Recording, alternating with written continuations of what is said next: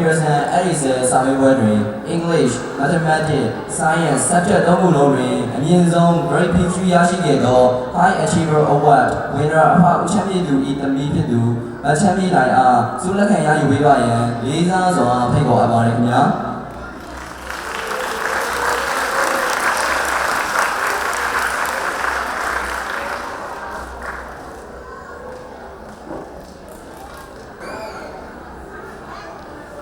USA 2025 Maison Pearson Edison စာမေးပွဲတွင်ဒီကမ္ဘာလုံးတင်ချာရမှတ်အများဆုံးရရှိသူအဖဦးသက်နိုင်ထွန်း၏သားဖြစ်သူမောင်ရွှေဖြိုးဟန်အားဆုလက်ခံရယူပေးပါရန်လေးစားစွာဖိတ်ခေါ်အပ်ပါတယ်ခင်ဗျာ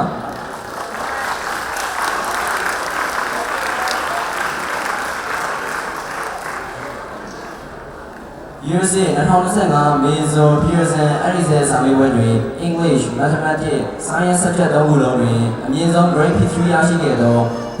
Pearson Excellent Award ရရှိသူအဖဦးဝင်းထား၏သားဖြစ်သူမောင်မြတ်ဘုံစီသူအားဆုလက်ခံရယူပေးပါရန်လေးစားစွာဖိတ်ခေါ်အပ်ပါတယ်ခင်ဗျာ